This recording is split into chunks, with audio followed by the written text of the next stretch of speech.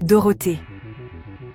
Un simple prénom, mais pour toute une génération, il résonne comme un refuge, une bulle de bonheur où l'insouciance régnait en maître. Dans les années 80 et 90, elle était bien plus qu'une présentatrice. Elle était une amie, une confidente, et la meilleure nounou de substitution que des millions d'enfants pouvaient espérer.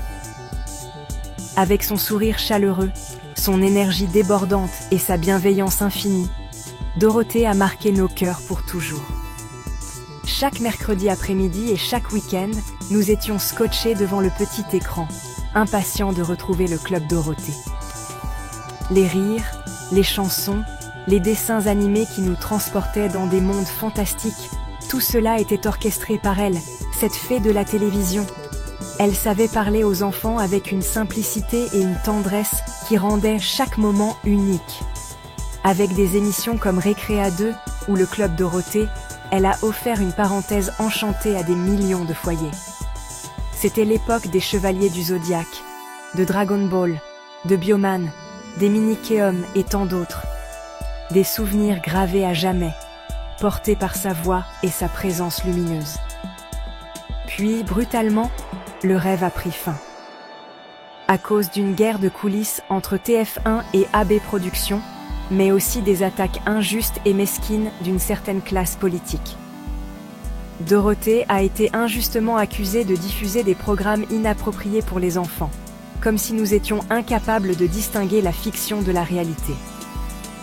Dégénérée de censure, Ségolène Royal et ses discours paternalistes ont voulu réduire cette parenthèse magique à une simple menace pour la jeunesse. Quelle absurdité! Nous savions que Son Goku n'existait pas, que les Chevaliers du Zodiaque ne venaient pas réellement sauver la Terre. Mais ce qu'ils nous offraient, c'était des leçons de courage, d'amitié et de persévérance. Ils étaient nos héros, et Dorothée, la gardienne de cet univers merveilleux. Et puis, plus rien. Le Club Dorothée s'est arrêté en 1997, laissant un vide immense dans le cœur de ceux qui avaient grandi avec elle. Nous avons dû dire adieu à ces moments de pur bonheur, à cette magie télévisuelle qui nous transportait. Aujourd'hui encore, il est difficile de ne pas ressentir une profonde nostalgie pour cette époque où tout semblait plus simple, plus léger. Madame Dorothée, vous nous manquez. Vous avez été bien plus qu'une simple animatrice. Vous avez incarné notre enfance, vous avez rythmé nos jours avec vos chansons et vos sourires. Et vous avez été le phare lumineux de générations entières. À vous, qui avez su toucher tant de cœurs, merci. Merci pour les rêves, pour les éclats de rire, pour les valeurs transmises à travers les écrans.